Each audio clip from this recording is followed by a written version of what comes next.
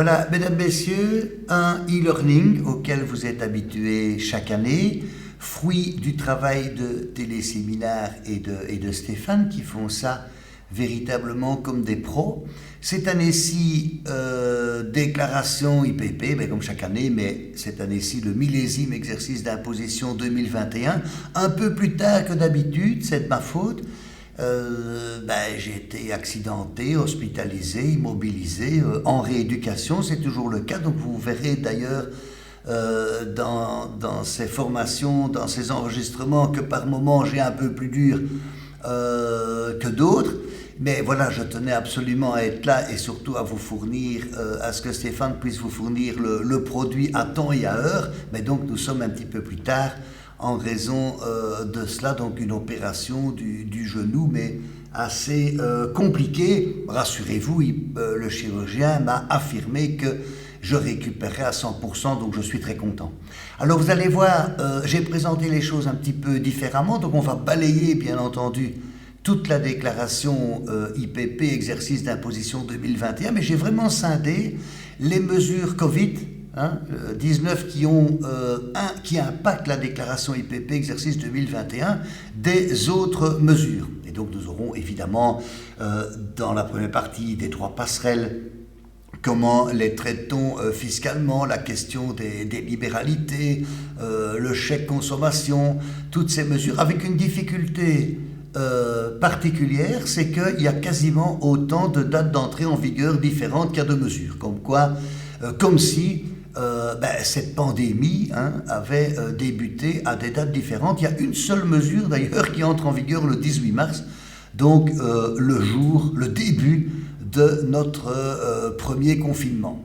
Et dans une seconde partie, je vais aborder les choses qui me semblent importantes relatives à la déclaration IPP exercice 2021 toujours, qui ne sont pas des mesures Covid, mais par exemple, et on terminera par cela d'ailleurs la deuxième partie, le nouvel accord qui est intervenu pour les gardiennes d'enfants autonomes, le forfait de frais, mais il y a également de la jurisprudence, très peu puisque nous sommes limités par le temps et notamment pour répondre à une question assez récurrente quand vous êtes agressé par l'administration dans sa volonté, mais je vous dis tout à fait arbitraire, de ramener des pertes à zéro au motif qu'elles seraient récurrentes, ou bien c'est un hobby et il n'y a rien de professionnel par définition, ou bien c'est professionnel et il n'y a pas d'obligation de résultats attachés à des frais et l'administration n'a pas à s'immiscer dans la manière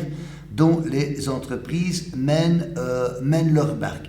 Mais vous avez aussi d'autres mesures, parfois beaucoup plus spécifiques, très pointues, rappeler aussi un certain nombre de montants, de chiffres qui ont changé. Là aussi une difficulté, c'est vrai qu'on ne retient pas les chiffres par cœur d'une année à l'autre. Ici, il y en a qui n'ont pas changé, justement parce qu'ils font l'objet d'un gel.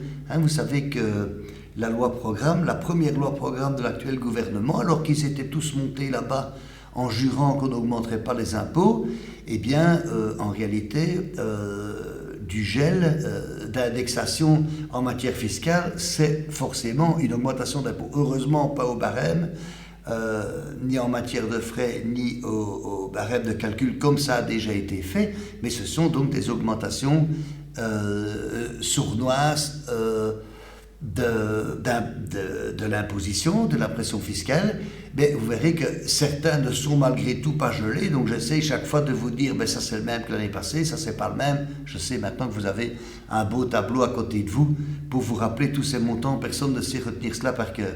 Voilà, j'espère en tout cas que ces formations vont vous apporter quelque chose, vont vous apprendre quelque chose, ou vont vous rappeler, ah oui c'est vrai, ça j'avais vu, j'avais entendu parler, c'est vrai, il ne faut pas que j'oublie, et que ceci vous permettra de remplir ou d'aider vos clients à remplir les déclarations fiscales de manière tout à fait correcte. Sachez que la tendance, vous observez comme moi, est quand même d'augmenter la pression, de vous responsabiliser de plus en plus. J'ai l'impression, moi, qu'on voudrait faire de vous de super flics pré-contrôleurs. J'ai pas tellement l'impression que c'était pour faire ce job-là que vous vous êtes lancé dans l'étude de la comptabilité et de la fiscalité. On aura bien sûr l'occasion d'en reparler. Certains sont très attentifs, et notamment l'ordre des experts comptables pour lequel je travaille à temps plein. C'est une des choses à laquelle nous sommes particulièrement attentifs. En attendant, nous avons le plaisir de compléter un certain nombre de déclarations IPP, exercice 2021, l'occasion de se replonger dans cette matière, et pour vous aider, les formations qui y sont attachées et que je vous propose avec Stéphane dans le cadre de téléséminaires. Voilà, amusez-vous bien.